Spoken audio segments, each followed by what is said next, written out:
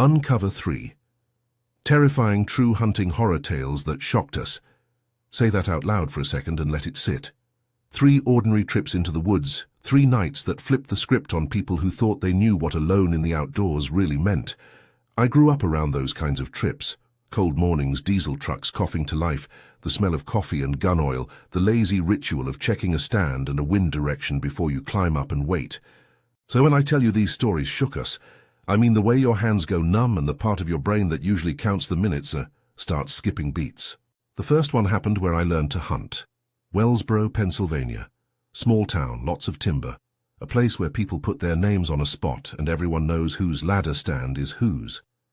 The second takes us to Crockett, Texas, to a time when a weekend at my grandpa's lease felt like a retreat and became something that didn't make sense.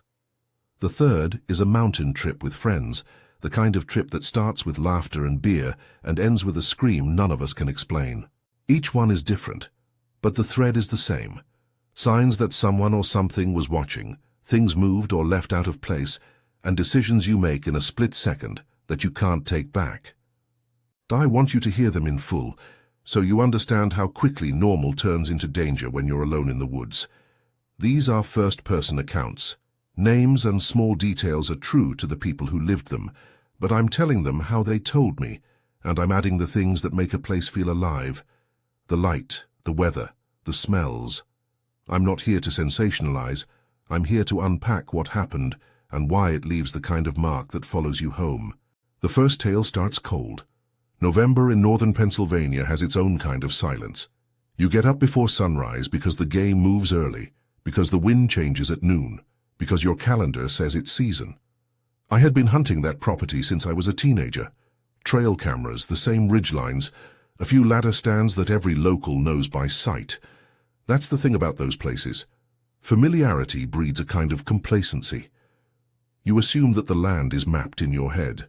You name a tree the way you might name a dog. That morning the snow was thin, just enough to take the edge off the crunch and turn every footstep into a sentence. I drove the old truck down the logging road, the diesel cough and the heater doing their usual small battle to keep me warm.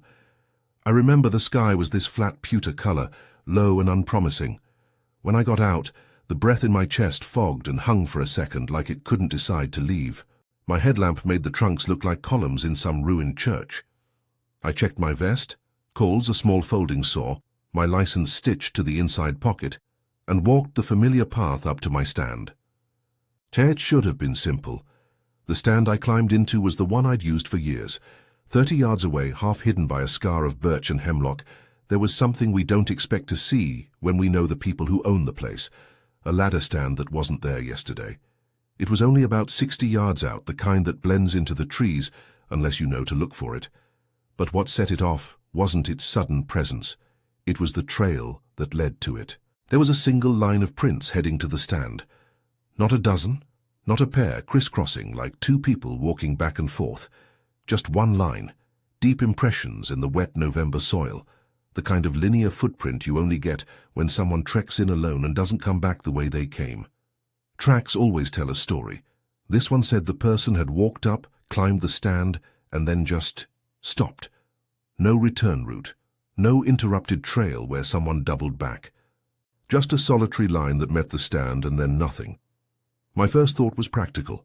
Poacher, kid messing around, someone calling dibs on a spot. In most hunting communities, you see the weird stuff and you chalk it up to pranksters or teenagers hauling a stand for the weekend. But the stand was new enough that the webbing hadn't weathered, and it didn't have any paint or name sticker on it. Someone had dropped it right into a place people knew as taken. That should have been my cue to leave. It wasn't. Around 11, while the cold had settled into my joints and the light had thinned, I saw him. I was glassing the ridge across from me, just following the shapes of trunks, when a head moved among the trees. He wasn't dressed like a hunter who shows up late. No blaze orange, no camo that matched the season. He had on a dirty grey hoodie, the kind you pick up second-hand and never quite get clean. The hood was up. The beard was patchy, like someone who'd been roughing it and hadn't bothered with a shave in days. He stood there for a moment as if he wanted to be seen, then lifted his hand and waved. It wasn't a handshake, not a friendly wave. He waved twice, This small, deliberate motion that looked almost like a check mark. He didn't move away. He didn't make a retreat. He just turned and vanished into the trees. The weirdest part was I couldn't find tracks leading away from where he'd stood.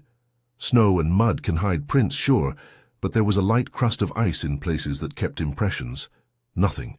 Like he'd dematerialized, or like he'd known how to step without leaving a trace. I got down from the stand that afternoon to take a look, because you don't ignore things like this. When you're raised to hunt, there's a practical curiosity that sits in your bones. You want to know if someone is trespassing, if they left gear, if there's a hazard. I took the path toward the neighbor's gate and felt that chronic little nerve people get when something in a familiar place is unfamiliar. As I got closer to where that other ladder stand had been placed, I saw a ribbon of orange cloth tied to a slender sapling. Little pieces of orange flagging hung from trees along the edge, fluttering like small warnings in the thin breeze. Then I saw the animals. They weren't placed in a way that suggested hunting trophies. They were hung small things, squirrel, rabbit, a crow, and they were suspended on sticks in a crude line like an arranged warning. I won't go into graphic detail, but I will say that the way they were strung up felt intentionally meant to provoke. A message, not a happenstance. There's a certain kind of cruelty, a deliberate decision to display what's dead as if the dead thing is punctuation at the end of a sentence. It sat against the pale birch trunks like punctuation that said, "You're being watched." My stomach tightened. The rational part of me tried to inventory explanations. Kids being cruel, a local making a point, some sort of right I'd never seen. But then I saw my backpack. I'd left it where I always left it in the truck. It was a faded nylon pack with a water bottle and a thermos inside. It was laid out on the ground like someone had unpacked it for inspection, straps unbuckled, pockets opened, the registration papers I keep folded in an inside pocket, now spread on the snow as if to be read. The truck, my old Ford, had the glove box ajar. Not broken in a way that suggested force. It looked like someone had taken their time to open and look. Everything was arranged, not wrecked. I felt the hairs lift on my arms. Then I saw him again. He'd moved closer, partly hidden by a dogwood, and he was staring at me, not running toward me, not shouting, just watching. For a moment there was this almost comical distance between us, like two neighbors sizing one another up over a fence. Then he made a motion that stuck with me. His hand came across his throat in a slow, definitive slash. Not a threat to me, he wasn't saying, "I'll kill you." More like a signing of finality. Something over, something ended. Then he pointed toward the stand I'd been in, toward the truck, toward the property at large, and walked away with long, premeditated steps, like someone moving through territory they believed was theirs. I didn't wait. I turned and ran to my truck and drove until the road spat me out near the main highway, and I had cell service enough to call the landowner. My voice probably sounded ridiculous, breathless, a man telling another man he'd seen someone and that things had been moved. The owner, who knew this wood like the lines of his palms, promised to come by with his rifle, promised he'd check. I waited at the diner. God bless small-town diners, they are the social safety net in places where radios don't get you a signal, and I watched the tires of the road like they were characters in the moment. Later that afternoon, the owner called. He'd gone onto a neighbor's property and found a makeshift shelter, one that had been assembled from tarps and branches in a thick copse, a place you would miss unless you knew the right angle to look from. Inside, among the bones and tattered clothes and a couple of dog-eared hunting magazines, were more of the same items we had seen disturbed at my truck, my registration papers folded into a pocket, some of my gear, along with other equipment that didn't belong to him. He called the sheriff. They found a little pile of animal bones, charred cloth, and the remnants of campfires arranged in a way that told me someone had been living off the edges of property lines. In the shelter, there were also signs that someone had been sleeping in that spot for more than a night. The sheriff's deputy who came out was steady and professional. Police have this way of turning confusion into forms and checklists. He'd seen some things before. He didn't call it a crime scene, but he took pictures, made notes, told us what we'd already guessed, that whoever had built that shelter had been there intermittently, likely watching, likely moving through the wooded borderlands that split the properties. The deputy was skeptical of the more sensational parts. I get that, but he didn't roll his eyes at the displays. He told us to be careful and asked whether anyone had missing game from cold stands. He asked whether we'd seen the man wave. I told him everything, and he jotted it down like it might be useful later. After that, I didn't set foot in that stand alone again. I started bringing buddies with me, even on days the weather would have been perfect for a solo sight. Familiar places lost their ordinary character. Each rustle became a question. The woods that used to feel like a cousin became a stranger's house. The whole town knew to be a little more watchful on that property. Neighbors started to mention seeing odd things with more frequency. I sold that old truck a year later. Maybe that was superstition. Maybe it was practical.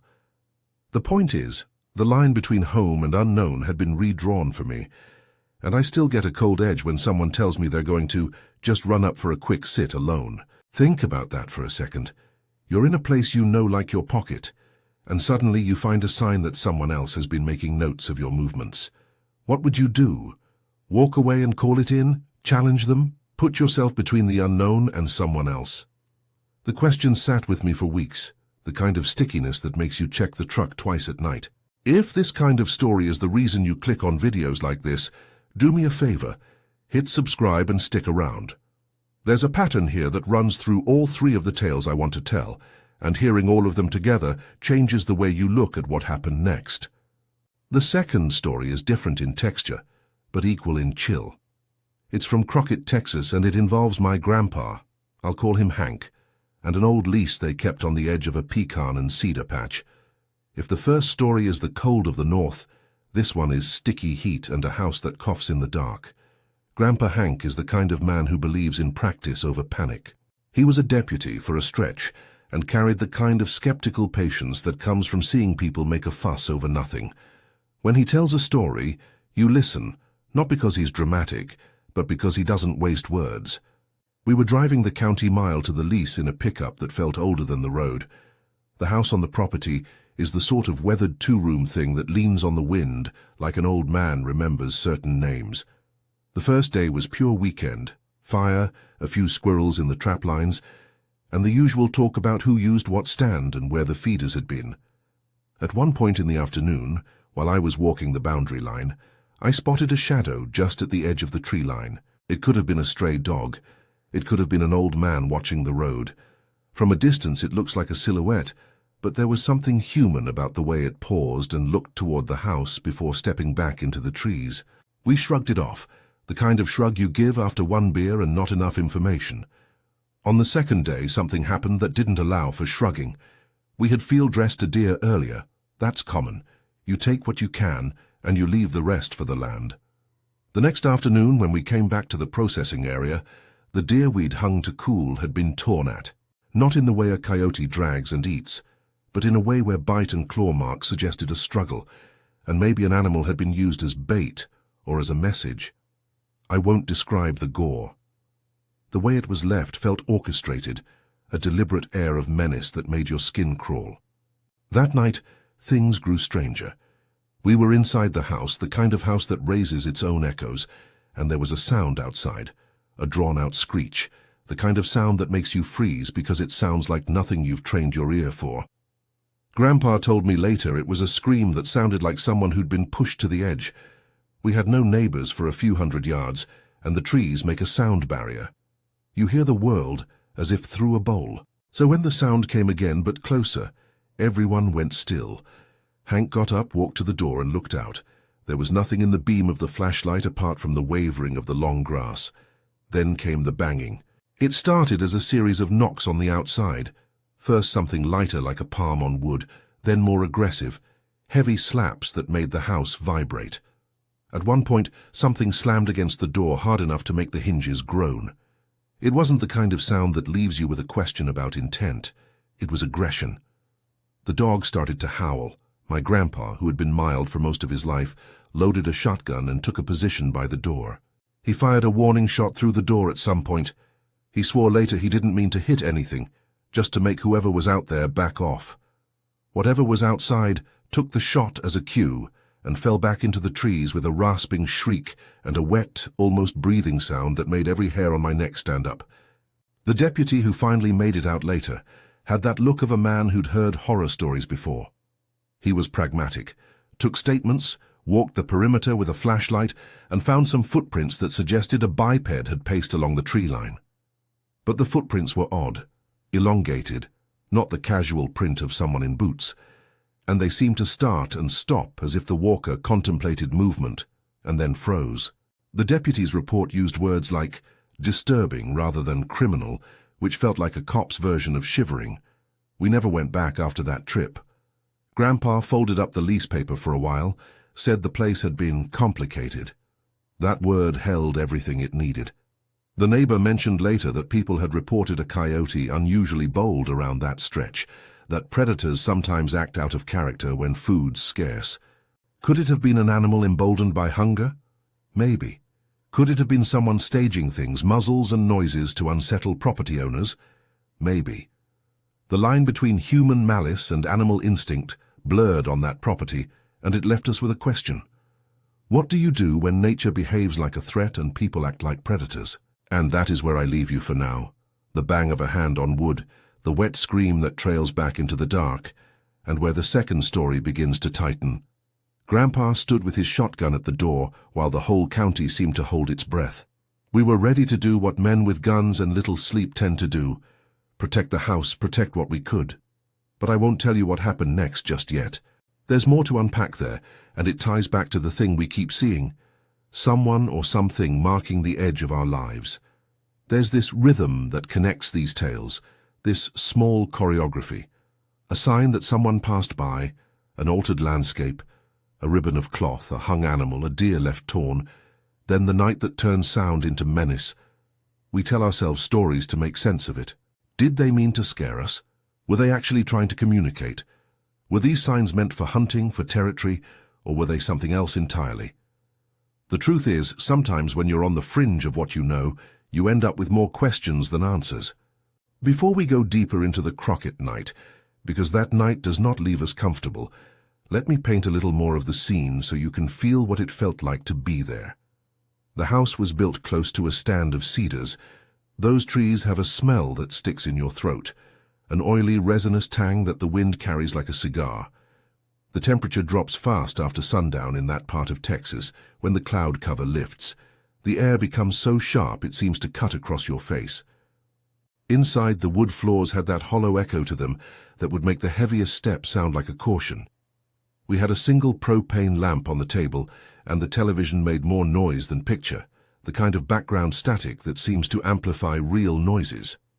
The dog, an old hound named Mac, had been at our feet and then perked and stood, and the way his hackles rose told me he smelled something that didn't belong. When the banging started, it made the windows tremble. You could hear the house pleading in its creaking.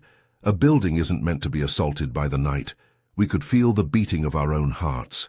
You hear your pulse in the skull like a second metronome. Hank stood at the doorway, the shotgun a weight that gave him purpose. He'd been deputy, he'd seen drunk fights and cracked windows, but you could tell this wasn't in his usual catalogue. He moved with the slow confidence of someone trained. Not a man drunk on adrenaline, but a man made purposeful by years where action was the remedy for fear. Then the breathing came. It wasn't the breath of a deer. It wasn't the steady snuffle of a fox. It was slow and low, like someone trying to make their lungs mimic the wind.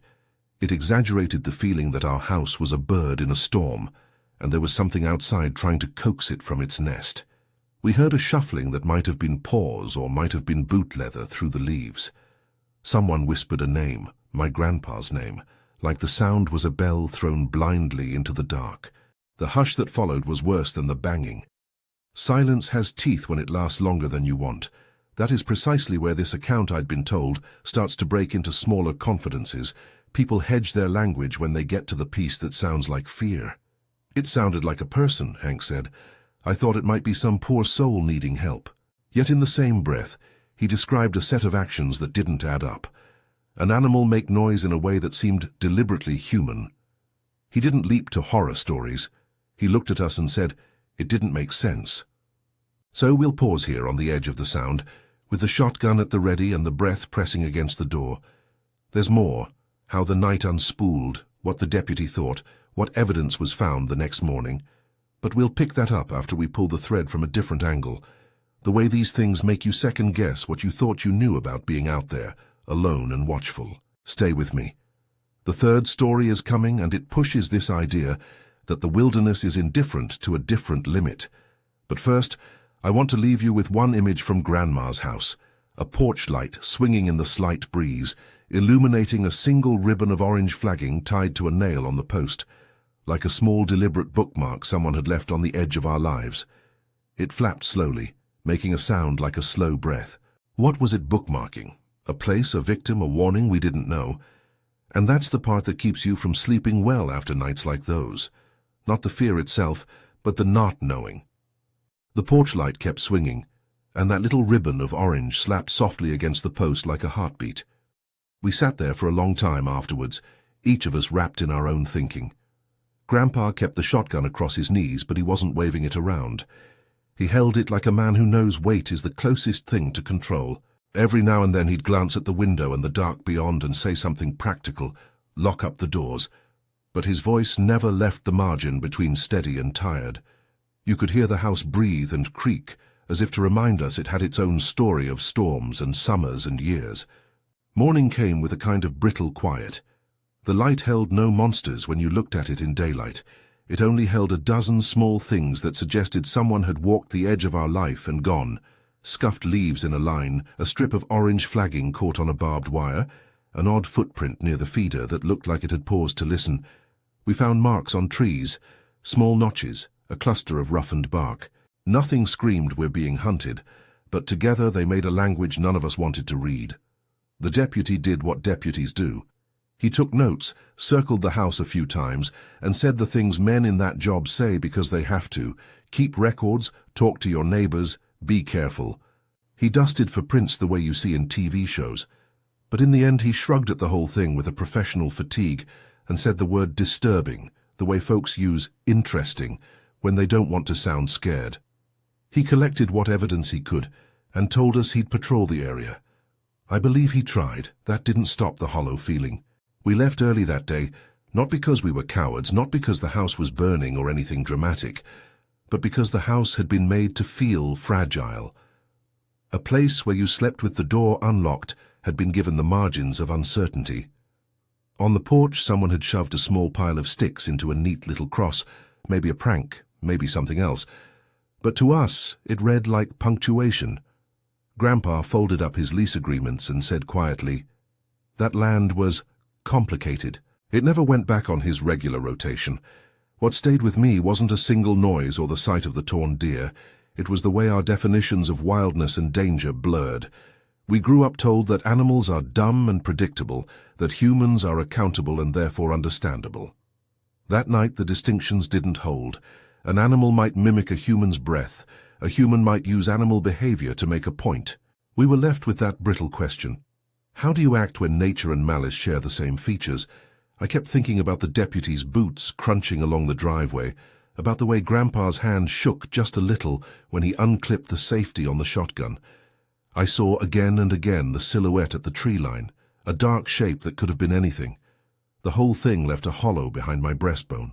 It wasn't the kind of story you tell over a beer. It's the kind of thing you say in low tones and then change the subject. That night in Crockett folded into the next days like a bruise. Folks around the county mentioned odd sounds. A neighbor said his hound refused to go out after dusk. A local combiner got spooked enough to stop his machine at sundown. People adapt. We all did what we could. We checked locks. We spread the story without wildness. And we tried to let ordinary life stitch the edges back together. But the house remained marked in a way that made you choose routes that weren't the fastest, that made a man pause before he agreed to a late-night run for a propane bottle. All small things, all the sorts of small compromises that make the larger fear manageable. That is the brilliance and the cruelty of something like this. It doesn't often deliver a single, neat answer. It rearranges your map of ordinary choices. And then, time, in its patient way, moves you forward until another memory triggers the old feeling. For me, that trigger arrived months later during a mountain trip, not in Texas heat, but up where the air thins and your voice seems small against ridgelines. Kyle had been hunting longer than the rest of us, and he had a knack for making the woods into a place that felt like it belonged to you by teaching you how to see it. Connor was the comic relief.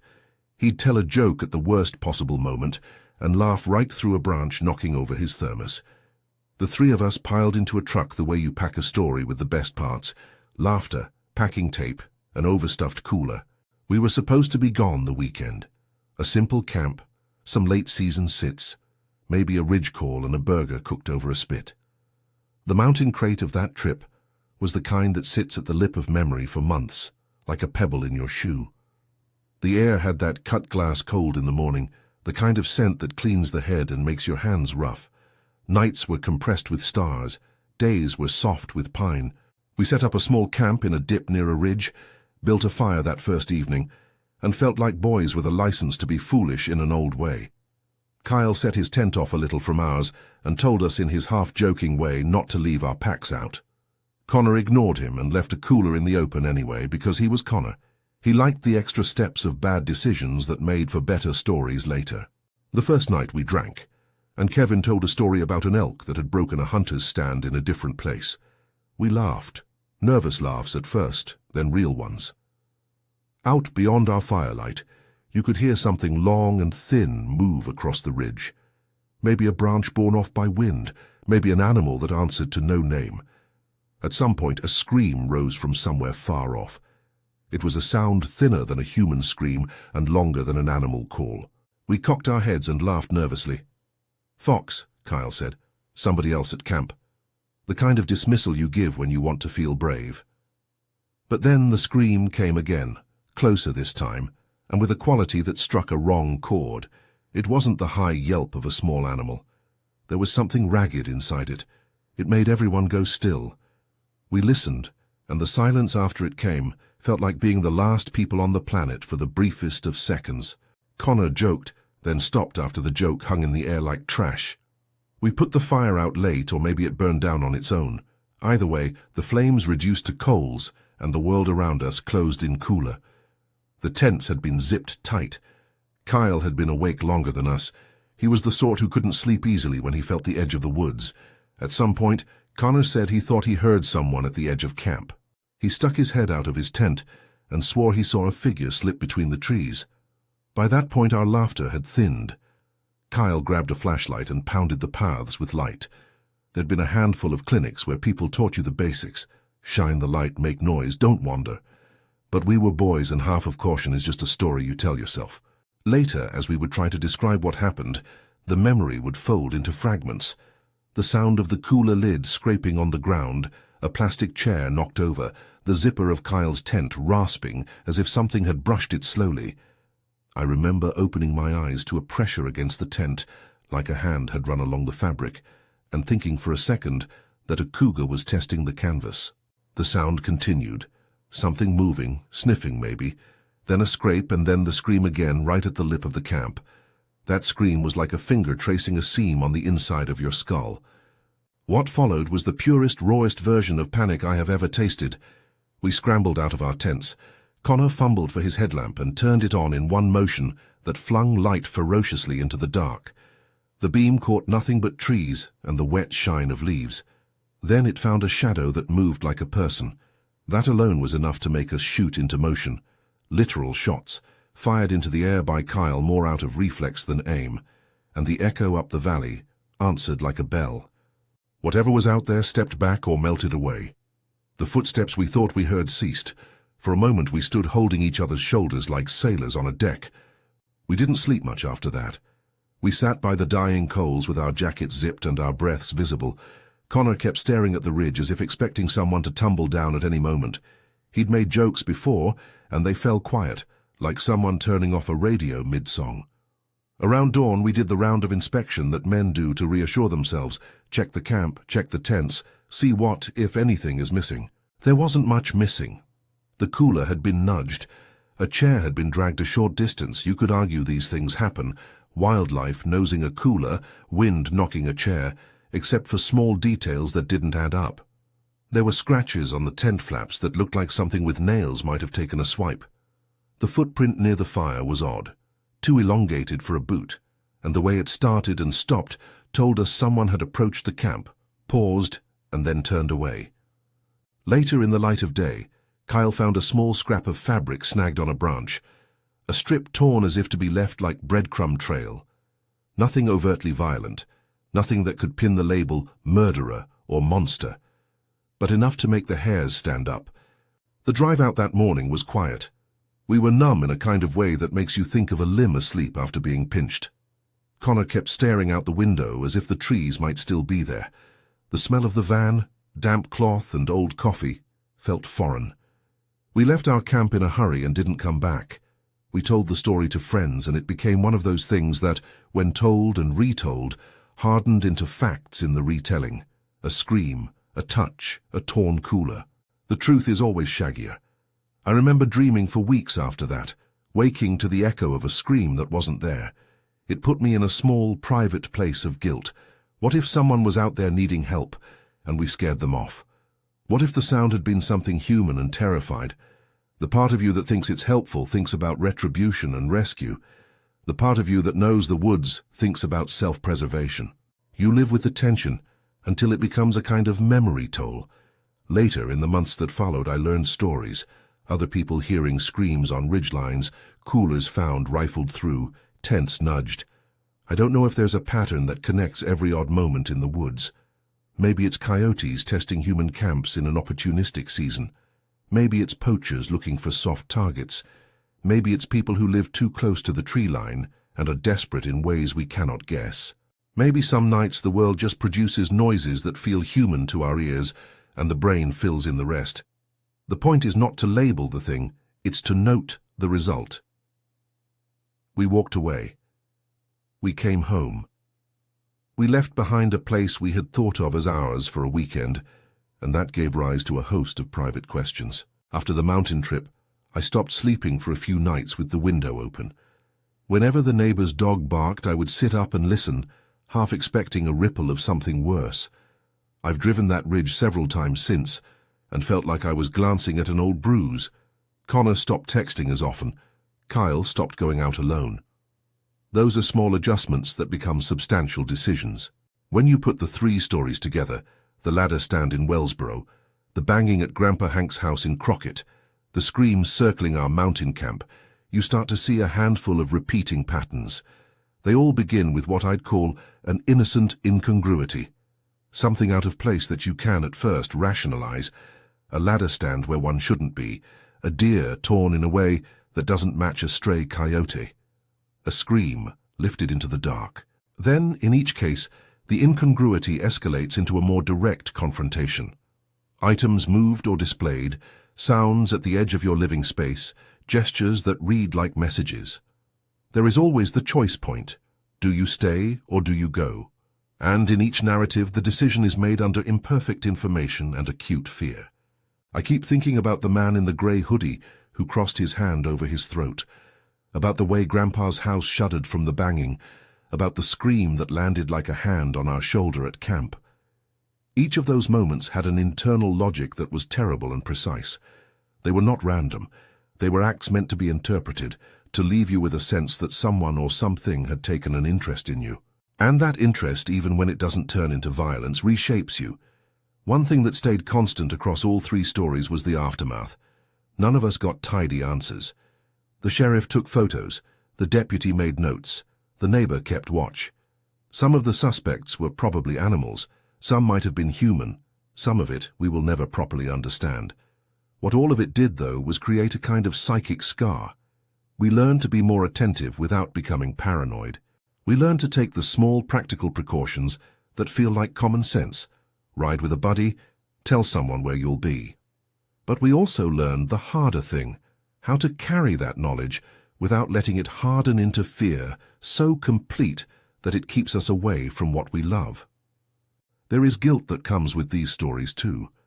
I think of the times someone said they heard a person call and we hesitated, of the mountain camp where the scream might have been a person needing help, of the Wellsboro moment where the man pointed and then walked away. For all of those there is the flicker of what if. What if you had done something different? What if you had asked more questions? What if you had gone after the figure? But we must be honest with ourselves. In the wild, second-guessing can be fatal. There's a balance between charity and safety that isn't measured in moral absolutes. You choose under pressure, and sometimes the choice is to get to a place where you can call for help, not to walk straight into unknown danger. At the same time, there's a responsibility that lingers.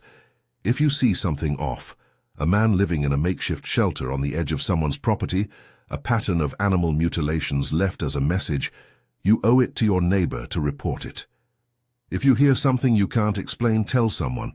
Document it if you can. I'm not talking about becoming alarmist or calling in SWAT for every noise. I'm talking about the small civic acts that knit a community. Conversation, documentation, the kind of neighborliness that says, we're watching out. I don't want to end with purely practical notes, though. These stories are more than a list of do's and don'ts. They are markers of how fragile we are in the open places.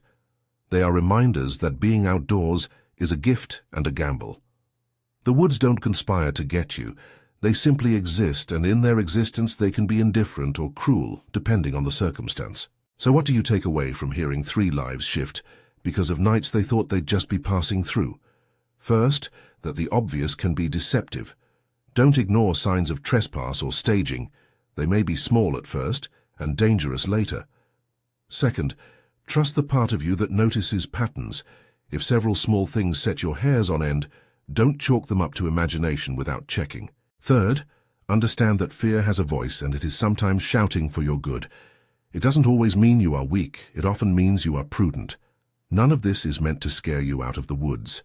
If anything, I tell these tales because I love being out there, and because I want to honor the people who found themselves in situations they weren't meant to endure alone. I want you to know the contour of these events, so you can make choices that fit you and your town and your conscience. If you've sat through these 3 stories and felt a chill, good. That isn't a moral failing, it's an honest reaction to knowing that ordinary life can become abnormal in a heartbeat. The shock these moments gave us wasn't always about near death. Sometimes it was about the way the familiar becomes foreign. That shock is itself a teacher. Before I close, a few small things that might help the next time you head into the brush. Always tell someone the general area you'll be in. Take inventory of what you bring, and notice when things are rearranged. And if something feels off, err on the side of caution. Leave the scene, call someone, don't assume you'll have all the facts. These are not instructions for surviving a horror movie. They are the modest habits of people who choose to keep going back to the places that give them life. I want to hear from you. If you've ever had a night in the woods that left you with questions, an unexplained sound, a trail of prints, a piece of clothing where it shouldn't be, drop a comment below and tell us what happened. If you're part of a community that has stories like these, share them. It's how we learn from each other. These 3 nights, Wellsborough's stranger with the ladder stand and the hung animals, Crockett screaming and banging on Grandpa Hank's door, our mountain camp turned night of terror, shocked us in different ways. They rearranged how we think about safety, about neighborliness, about the blurred edge between animal instinct and human malice. They left us more cautious, yes, but also more connected to the people who hunt beside us and the neighbors who watch the same woods. If this kind of true hunting horror content is what you came for, go ahead and subscribe. And if you know someone who spends a lot of nights alone out in the trees, share this video with them. More than anything, keep watching your back and looking out for each other. The woods are wide and none of us are meant to be wholly alone in them.